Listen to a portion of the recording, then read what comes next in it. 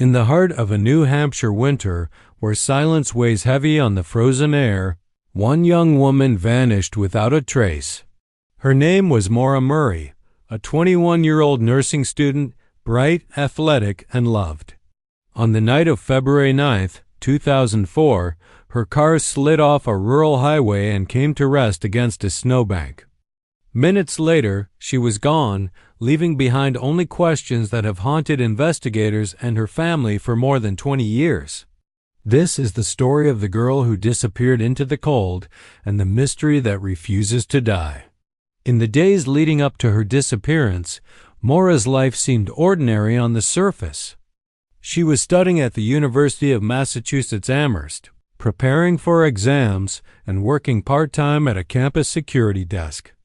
But beneath that routine, something was changing. On February 5th, 4 days before she vanished, Maura broke down in tears during her night shift after receiving a phone call from her sister. No one knows what was said, only that she was described as completely zoned out, repeating the words, "My God." Her supervisor had to escort her back to her dorm. Whatever happened that night marked the beginning of something unraveling. Over the next few days, Maura searched online for directions to rural destinations in Vermont and New Hampshire. She looked up rental cabins and even read about the dangers of drinking and driving.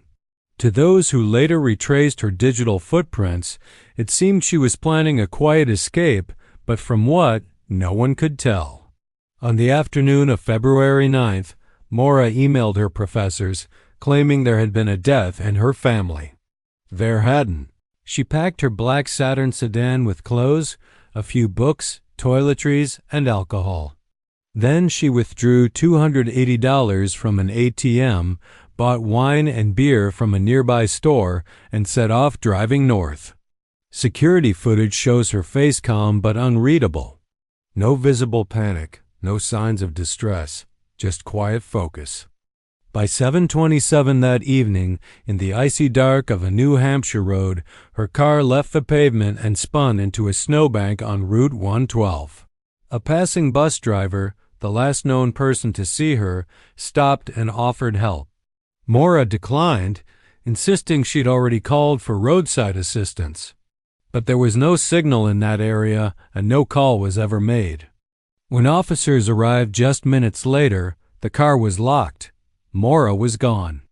Inside the vehicle, police found a box of wine, a half-empty bottle of vodka, and red stains likely spilled wine on the seats. Her cell phone, debit cards, and backpack were missing.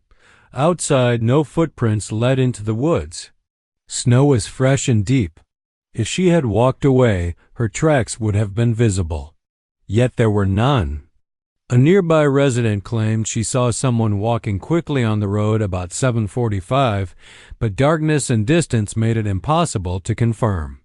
Search dogs later traced Maura's scent 100 feet east of the car, and then it stopped abruptly, as if she had stepped into another vehicle.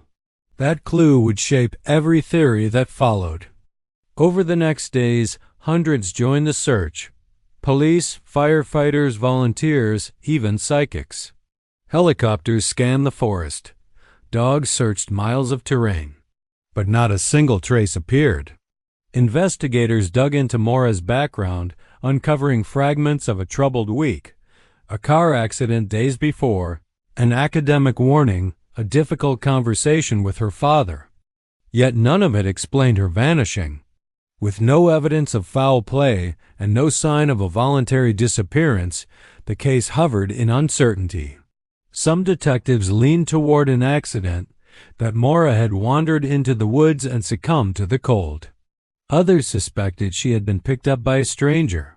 Her family never stopped searching, returning to that stretch of Route 112 year after year, calling her name into the empty trees. As years passed, the mystery only deepened. Online communities dedicated themselves to solving the case. Thousands of posts, maps, and timelines appeared.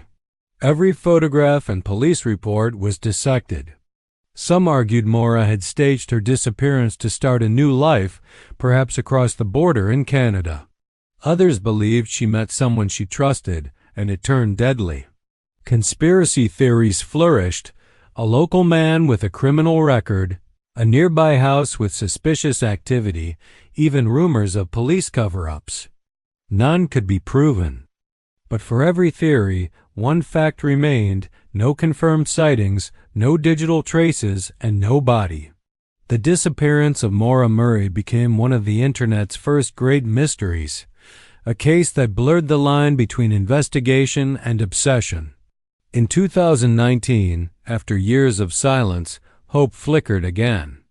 A private investigation team working with state police brought ground-penetrating radar to a home near the original crash site. Beneath the basement floor, the radar detected an anomaly, a disturbance that looked eerily like a grave. Excavations began. Cameras rolled. The world watched. But when the soil was finally removed, there was nothing. Another lead, another heartbreak. For Maura's family, it was a reminder that the truth was still buried somewhere. Perhaps not beneath the earth, but in the silence of those who might know more than they've said. 2 decades later, Route 112 looks the same. The trees still lean over the road like silent witnesses. The guardrails have been replaced, the car long towed away, but the memory of that night lingers like a shadow. Some mysteries fade, but others remain alive, whispering through time. Was Maura escaping her life or her fears? Did someone stop to help her that night? Or did she walk willingly into the cold, chasing peace only she could understand? No one knows, and maybe that's why her story endures. Because somewhere between the last phone call and the falling snow, a young woman disappeared, and the world has never stopped looking for her. This was the vanishing point, the disappearance of Maura Murray. Some roads never lead home, and some echoes never fade.